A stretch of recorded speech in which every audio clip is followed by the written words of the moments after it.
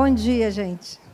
Para realizar esse evento, eu fui buscar, né, uma parceria que começou em um papo com uma instituição, a EDAPT, para trazer algo diferente para vocês, e conversa vai, conversa vem, conversa vai, conversa vem. Chegamos a esse evento. Então, estamos aqui. Eu vou chamar aqui o Rodrigo, que é o CEO da EDAPT.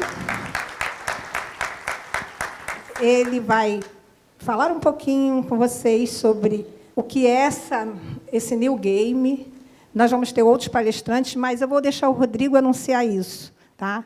Eu só vim aqui nesse momento para abrir o evento, para agradecer a vocês e a toda a equipe que me ajudou a concretizar isso. Rodrigo Angelito, da EDAPT, o meu parceiro para que esse evento ocorra. Que vocês tenham uma manhã maravilhosa, com uma vista maravilhosa, e que a gente possa sair daqui refletindo, pensando e com novas ideias para que os seus alunos possam evoluir. Porque eu acho que é isso que todo professor deseja. Um bom dia aí para vocês. Bom dia, pessoal, tudo bem? Para a gente falar um pouco sobre o futuro da educação, para a gente falar de educação disruptiva, primeiro eu costumo falar que assim, ninguém sabe exatamente o que vai ser o futuro da educação. Então, eu estou aqui simplesmente para apresentar a minha teoria, um pouco de para onde é que a gente acha que ela pode estar indo. Beleza?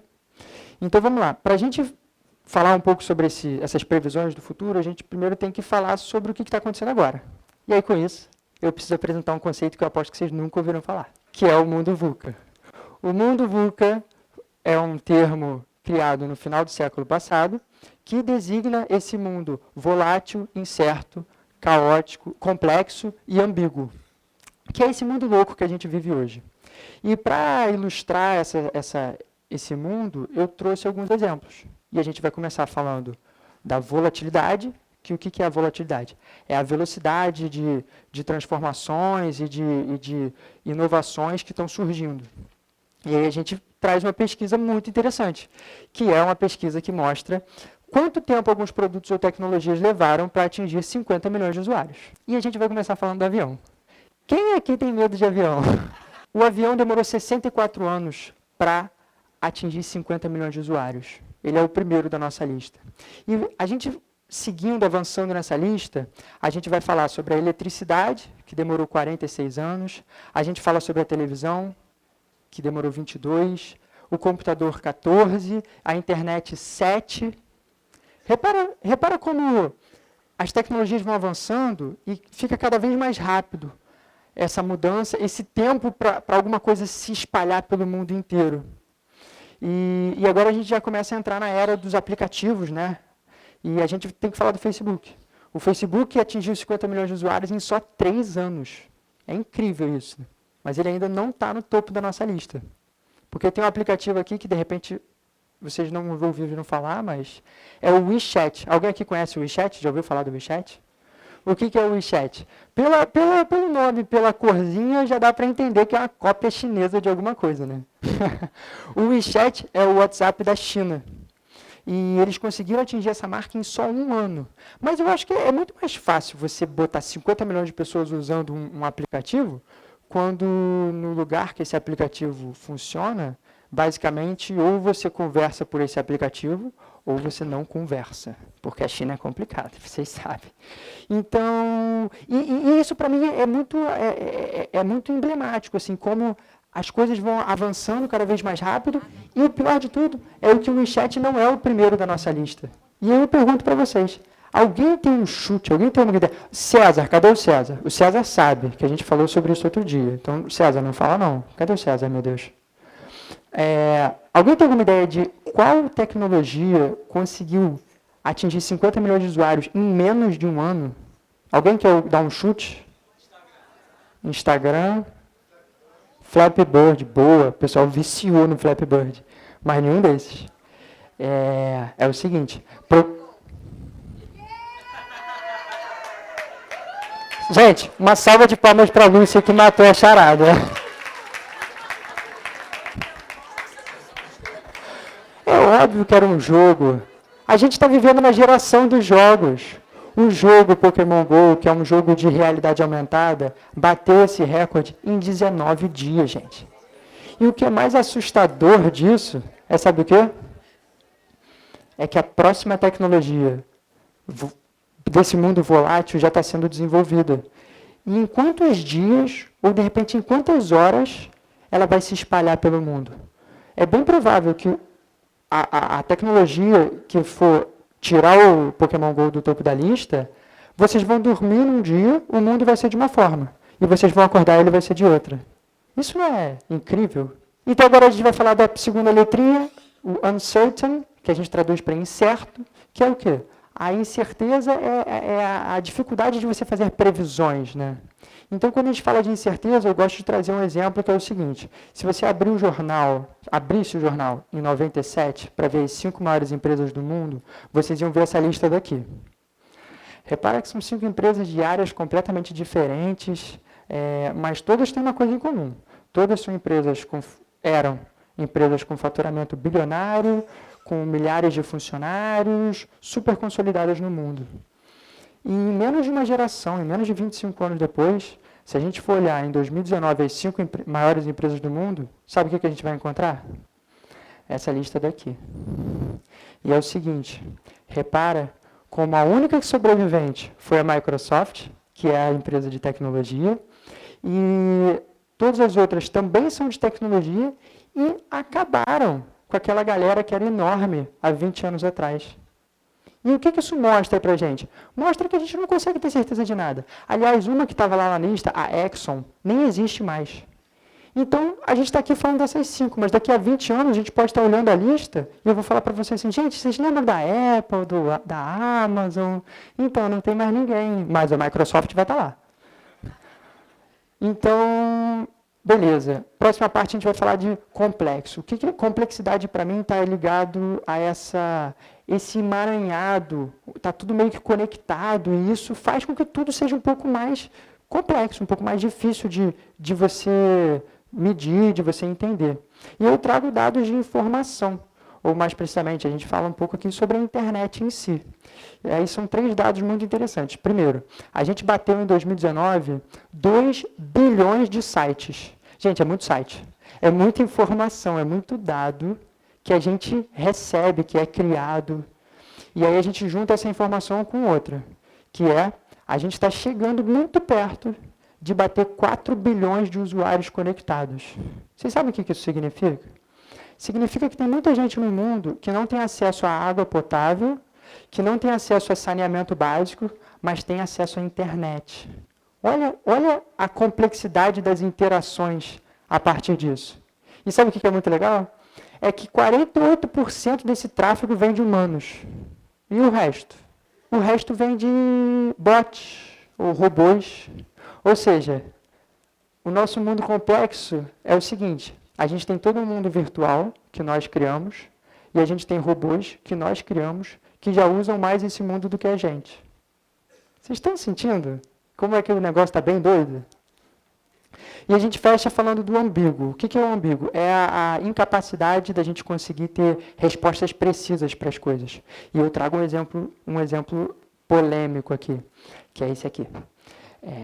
Falar de gênero hoje é muito complicado. Vocês acompanham essas discussões e eu imagino que vocês devem lembrar que há 10 anos atrás, se o seu irmão tivesse um neném, repara que eu estou falando neném, você ia perguntar, é isso aqui ou é isso aqui?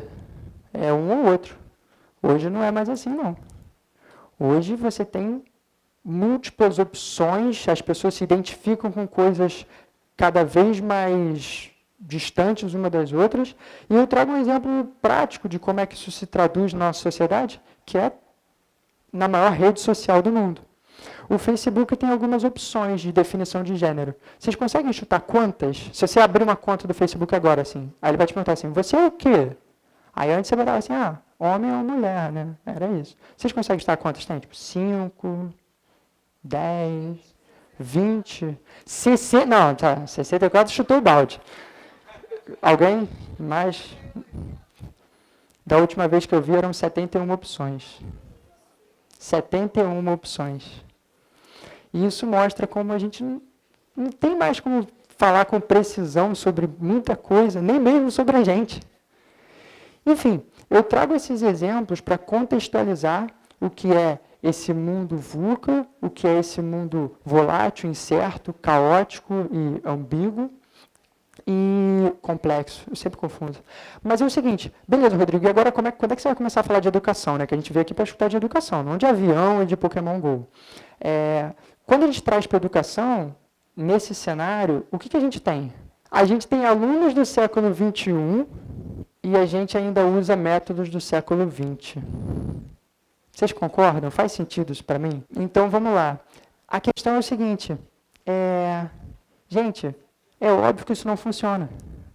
É óbvio que dessa relação, a gente tem o que a gente vê hoje nas nossas salas. Alunos desmotivados, eles não querem aprender porque a gente está ensinando para o passado. Aí acaba que nós, como educadores, também ficamos desmotivados porque ninguém está querendo, a pessoa não quer aprender, como é que eu vou fazer? E é muito desafiador isso. É muito desafiador continuar nessa mesma linha. Eu diria que é muito perigoso. E eu diria o seguinte, que a gente tem que começar a entender que nós não estamos vivendo uma fase de mudanças. Não é tipo, não, está jogando aqui baralho, bota mais uma carta no baralho, vamos ver como é que fica. Não. A gente vive uma mudança de fase. E é por isso que eu trago como o nome da minha palestra New Game. Está na hora da gente apertar aquele botãozinho do jogo novo. Mudou tudo, gente. Mudou tudo. Tudo que a gente olhava para trás, quase tudo não funciona mais. Então não adianta a gente ficar se prendendo ao que sempre deu certo.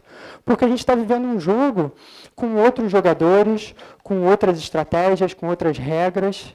Então, vocês não acham que está na hora da gente perder um pouco dessa tradição e começar a olhar para frente? Porque esse esquema de ficar olhando para trás, claramente, não está funcionando mais. E aí eu trago um questionamento. Diante desse mundo VUCA, desse mundo maluco que a gente vive, como é que nós, educadores, vamos preparar os nossos alunos para um futuro que a gente nem sabe como é que vai ser? Alguém tem alguma ideia? Porque eu não tenho. Ninguém? Então vamos fazer o seguinte. O que eu faço quando surge uma questão que eu não sei resolver? E eu acho que muita gente também não sabe. A gente muda essa questão. A gente muda para alguma coisa que a gente consiga trabalhar melhor. Mas para apresentar essa nova questão, eu tenho que trazer um conceito de um dos meus escritores preferidos. Ele chama Nassim Taleb. E para eu explicar esse conceito, primeiro eu quero falar de vinho. A gente não vai falar especificamente do vinho, a gente vai falar da taça. O que é a taça de vinho? Outro dia eu estava bebendo vinho, depois de um dia de trabalho, e eu derrubei a taça, ela caiu no chão e quebrou, e eu pensei duas coisas. Primeiro eu pensei, estraguei meu tapete. E a segunda eu pensei, é impressionante como a taça de vinho é frágil. Qualquer coisa. Eu já quebrei taça de barrando, já quebrei taça lavando. A taça quebra por qualquer coisa. E vocês não acham que essa fragilidade da taça tem uma certa semelhança com essa geração de alunos que a gente tenta educar hoje? Vocês não percebem que a gente está lidando com uma geração diferente? Com uma geração mais despreparada, mais perdida, mais fragilizada? E olha o risco da gente ter uma geração dessa, tão frágil, num mundo tão volátil, com tantos choques e tantas transformações. Então, vocês não acham que seria muito, muito incrível a gente conseguir fazer o oposto disso? Pegar os nossos alunos e capacitar eles, educar eles para serem o oposto? E eu te pergunto, o que seria o oposto desse frágil? O que seria o oposto dessa taça?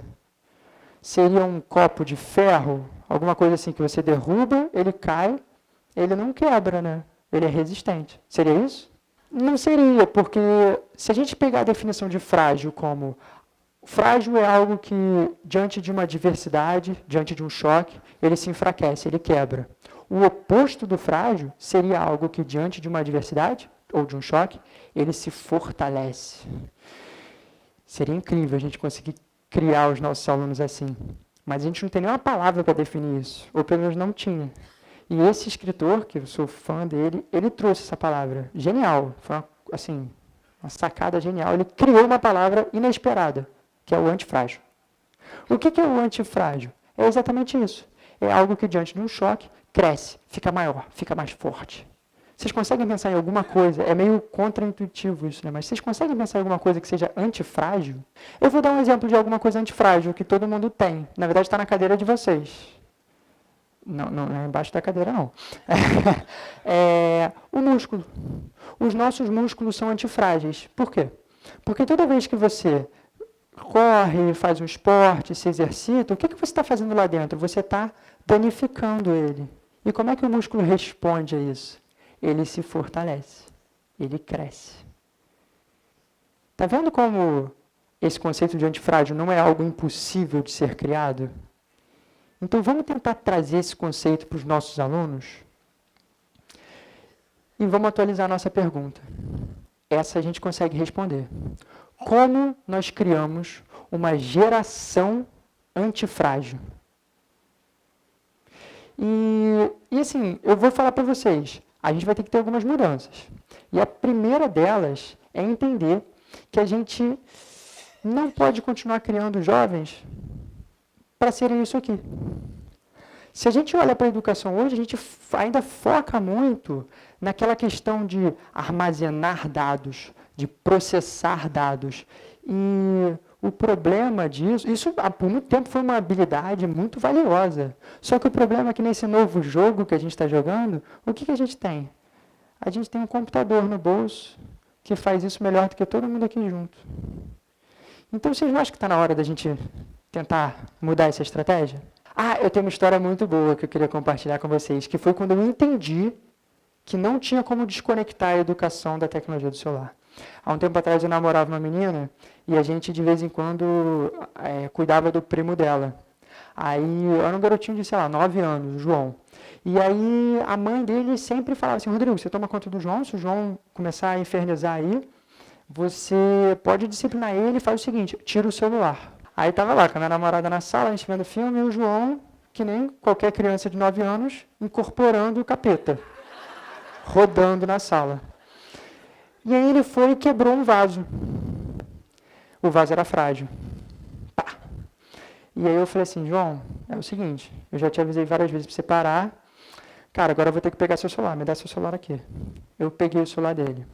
Quando eu tirei o celular dele, o que vocês acham que acontece com a criança de 9 anos quando ela perde o celular? O João começou a tremer que nem um cracudo. Ele começou a ficar assim, me devolve isso, senão eu vou morrer. E aí eu vi isso e eu falei assim, gente, como é que a gente quer tirar o celular da nossa sala de aula? Porque para a gente isso é um aparelho, para eles isso é uma extensão do corpo. Se eu perguntasse para o João, eu falasse assim, João, você prefere perder o celular ou que eu corte uma mão? Ele fala assim, corta essa daqui porque essa aqui eu digito. É óbvio que não tem como continuar tirando, lutando contra isso. Então, o que eu acho? Eu acho que a gente não tem que começar ou continuar educando os nossos jovens para ser algo frio, uma máquina que calcula números. E eu acho que a gente tem que começar a buscar algo um pouco mais vivo. E aí eu trago o meu animal preferido, que é o camaleão. O que é o camaleão? O camaleão é o nosso símbolo da adaptabilidade. Nesse mundo VUCA, gente, a principal característica que os nossos jovens têm que ter é a adaptabilidade. Porque esse mundo vai mudar cada vez mais rápido, como a gente provou ali.